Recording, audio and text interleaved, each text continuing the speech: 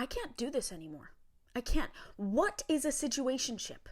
Hello, my bibblebonk squonkuli. I'm feeling defeated by dating culture, and while I wouldn't consider myself a true victim of the situationship kerfuffle that we seem to have going on, that is very intentional. I have intentionally avoided this type of dynamic because what the hell even is it? What is a situationship? You're not in a relationship, you're not dating, and you're not just freaking it to the point you could be like, oh, we're just friends with benefits. And I'm not gonna hate on people who just want to do it, who just want to hit and quit, mutual agreement. We're here for physical reasons. I have my own opinions about hookup culture, but like, girl, you do what the heck you want as long as you're having fun with your human experience. It's not my business. But we've come up with a label for things that don't want to be labeled. We've come up with a label for a type of relationship that is literally defined by its lack of labelability. So you're not in a relationship, you're not in love, and you're not just freaking it. You're acting like you're in a relationship, and you're doing things that people in relationships do. When I really have thought about it, it just implies evil. Situationships imply evil. I can think of plenty, like, you have relationships and you have doing it, and then you have this middle ground that can, it's a useful word for that reason. We put this word into our vocabulary because it's useful.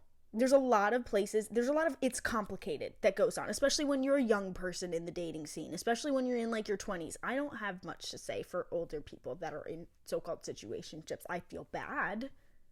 But also, whoever knows what they want. We're just all human. And age has little to do with your mental maturity, unfortunately. A lot of the time, people just choose to stay children. But is it really a situationship if you're calling it that? If you're slapping a label on the thing that is supposed to be unlabeled, like you're just blurting it out in the open. Oh yeah, that's my person who I or them won't commit to, or my person. And here's the thing, if you had a true mutual healthy agreement with somebody that you guys, weren't neither of you were looking for something serious, and you're both on the same page about like what you're trying to do, I don't feel like you would call it your situationship. I feel like you would have a little more respect for the dynamic. You would be like, oh, we're just casually seeing each other. It's got a time limit, but, we're being open and communicative about it. Here's what I think situationship implies. And correct me if I'm wrong. But usually, this is why I think it implies evil. Because if you were just, like, hanging out with someone and seeing where it goes, and you're both open, that's called dating. That's called dating someone. There are times when I've been like, oh yeah, I'm dating this person, and people are like, you're in a relationship? I'm like, no, I'm dating them. I'm going out on dates with them. And when it stops being fun, or I realize I don't want it to progress past this, then I will end things, because I do not wish to drag out my suffering or anyone else's suffering. I don't wish for it to become suffering. That's how you have a good, fulfilling any kind of relationship, whether it's casual and ends quickly, or long and ends not quickly. You define it by, like, the success of a relationship is defined by how happy you were and how much you were actually enjoying and present with it in that moment. And that it matters that you leave when you're done. It matters that things are done when they're done. And situationship just implies this evil. And here's how I picture it. One person, and this is the typical anxious, avoidant, like, dynamic where it's like one person is emotionally unavailable, either for personal reasons, childhood reasons, trauma, they're in denial of themselves, or they're attached to a past situation, whether they're heartbroken or they're like just angry at love and they're not open to it. Like, they have some sort of thing or avoidance that's keeping them from love.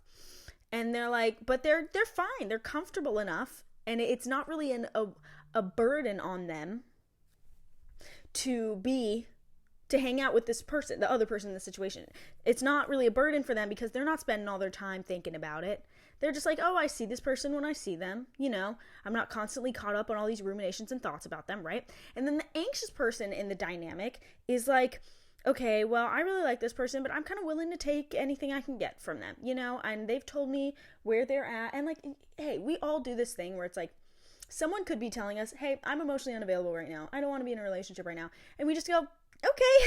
But our brain our brain literally looks right past it. I've had people tell me I'm bad at communicating. And I go, okay. And then get mad when they're bad at communicating. Girl, where are we? So things like this happen. And we just see what we want to see. Because if you're a fixer, and I've been a fixer before, where it's just like, I just want to make them feel loved, and like, love will fix everything. Love can fix a lot of things, but you should use your love to fix yourself first, and I've said that.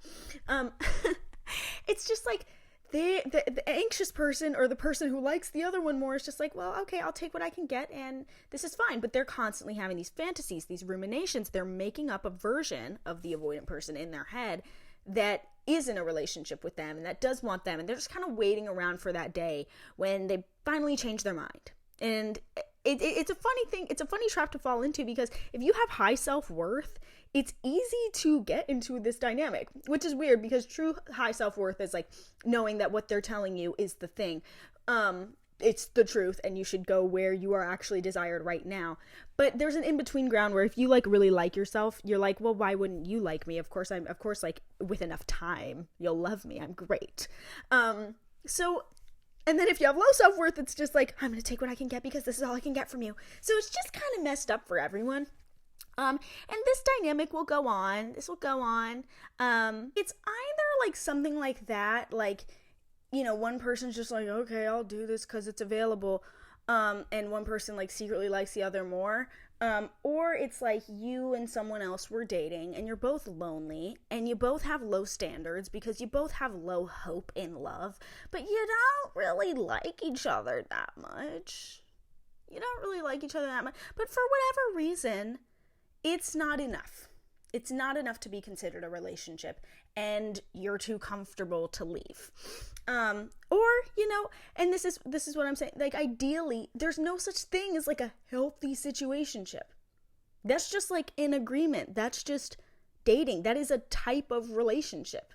You know, there's no threshold, I feel. I don't know. Let me know if you've had a healthy context in a situationship ever before, and actually labeled it a situationship, because again, like I said, it implies evil. And I feel like if like 95% of people who have experienced and used this terminology or defined a relationship by this terminology would consider it an unserving, kind of uncomfortable, heart-wrenching thing that they went through, I would say just scratch the whole thing. And, you know, you do you if you're going to do, you know. But, yeah, is it really a situationship if you're calling it that? Like, it's just, you've put a label on the unlabelable. It was a helpful word. For a second, like, wow, like, it was like, finally, I can name this weird in-between limbo, I feel. And, I mean, it's very healthy to name your feelings. It's good to name your feelings. It's good to name that feeling when he won't text you back for 3 days, but like, you know that you shouldn't expect him to text you back for 3 days because he told you he's the type of person to not text back for 3 days, and I'm fine. That's what we look like, bro. And I've looked like that. I've been there, girl. I've been there without. But now it's just becoming a category that we go for. Like, people are literally like, okay, just got out of a breakup. Like, I need to find a situationship. You need to find someone to be in emotional limbo and denial with about your own feelings and things you need to work through? Okay. But it makes sense to me in a society where we avoid our feelings all the time. We avoid everything all the time. We avoid everything by using our phone, and we avoid everything by just like substances and indulgence and dopamine. So of course we're avoiding our feelings through relationships, because once you really fall in love, let me tell you, once you really fall in love, you realize so much about yourself. You are confronted with everything about yourself, and you don't have to be ready for that yet, especially if you're young. Damn. You don't have to be ready for that. But the longer you spend in this weird purgatory with people, the less you're allowing yourself to really experience the fullness of anything in life. Being single is incredibly enriching if you do the right things with it. If you really cultivate self-love practice, spiritual practice, like it's a wonderful thing to be alone if you can learn how to do it right, and or how make it right for you, because everyone's different. And being in a relationship is deeply fulfilling for honestly the same reasons. It's a different type of self-work. It's a different type of like intimacy and vulnerability that you're really able to learn about your spirit's purpose with. Oh, thanks for the reminder, laptop. But like both are very beautiful and enriching, and you decide instead to use the numb option. Okay. And I really hope that I'm convincing you to get out of your situationship right now, because, you know, you can learn a lot from suffering. You can learn, I've certainly learned a lot from my suffering, like how much I don't like situationships, but I don't, you know, you learn what you do and don't like through, you know, and maybe, maybe, you know, every person and relationship that fails, you learn more about what you don't want and what you do want. And I'm sure there's traits in every person that you meet that you do and don't like. And that narrows it down for you. And not every connection needs to be a relationship, let me tell you. I'm not saying that every person you slightly like or like enough to maybe do it with and hang out with on the weekend sometimes has to be a relationship, or you have to go look for that vulnerability and that like deeply fulfilling soul spirit work. You don't got to do that. Definitely don't. If it don't feel right, it don't feel right. But what I'm saying is do things until you don't want to do them anymore. And maybe don't let it get to the point of suffering, resentment, and hatred. Because then you have all the emotions of what it would have felt like to go through a breakup with someone you love. And like all this stuff, like something that has a lot of emotional weight behind it, but you never even put the label on it. And then it's hard to allow yourself to feel those feelings. God, the worst heartbreaks are the ones that never actually were a relationship. Jeez. Well, that's not true, but like it's some situationship losses can feel worse than a relationship loss.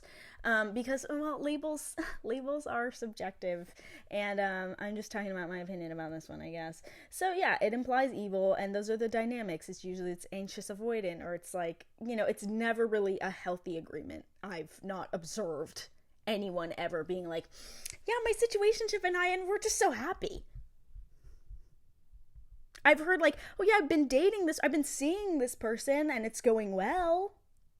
When it stops going, like, don't drag out your suffering. Don't drag out your misery. And if you have to learn a lesson, have grace with yourself, I guess. Like, you can be stupid if you want. I'm not calling you stupid, but I think I'm calling some of you stupid.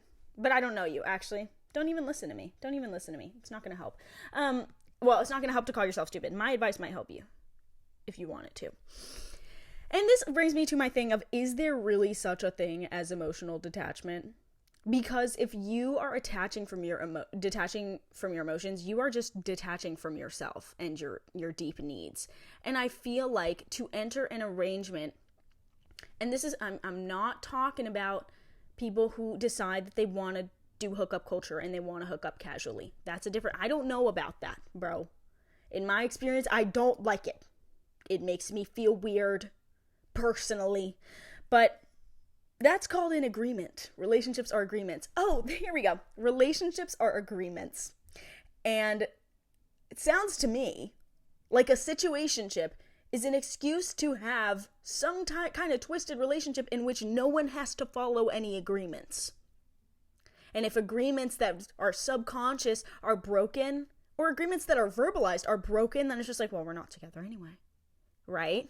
Even in casual arrangements, there's an agreement there. We meet this time. We use protection. Like, girl. It just, I don't know. I don't really know if I believe in a thing such as emotional detachment. And it is possible to not have a crush on somebody and still go out with them and still do all that and waste your time and whatever. Or to, even be physical with them and not feel that way. But if you are actively spending time with somebody and like kind of treating it like a relationship, and you're not like, if you go into something knowing like you have the There's a potential there for you to fall for someone, but you're actively like, no, I'm definitely not going to. I'm going to stay detached. What? You're going to go out with someone and spend time with them and be physically intimate with them, and you're not going to get attached, and you're going to get mad at yourself if you get attached after that? Girl, your body and your mind are not telling the same story. And it is not wrong to want love. You're not pathetic for it, actually. You're not at all pathetic for wanting love. You're not at all pathetic for wanting love instead of a situationship. Jesus. Like, what? And so, yeah, that's my argument on emotional detachment. It's like, I feel like if you're detaching from your desire to feel, love and replacing it with some kind of purgatory, you're detaching from yourself. And I don't think that's healthy. And why is everything and everyone replaceable? It's literally just another way that we use each other, like, as, like, disposable, items of pleasure.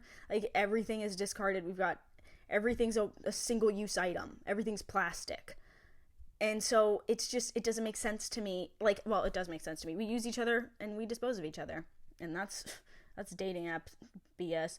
So I want to wrap this up, and I want to say that it's okay to just date people.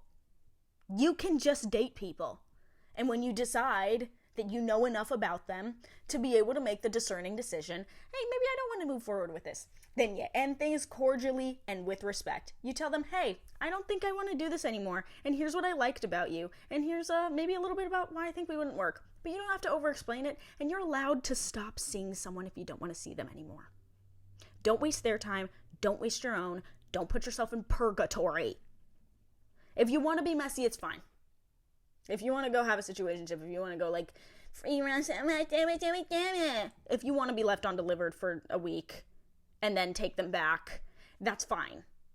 But is that what you want? Is that what you really want? Or are you denying yourself something more? Are you denying yourself something loving and fulfilling because you don't believe it exists? Ooh, or are you denying yourself the actual solitude of being alone and learning about yourself so that you can know enough and trust in the world enough to go look for love? You don't have to want love if you don't want to. And if you think you can do it healthily, all the power to you. I don't know everything. I'm just saying my piece. And yeah. So good luck. Good luck, my friends. Jesus. Okay. Love you, my bibblebonk squonkuli. Ozzy out. La la la la la.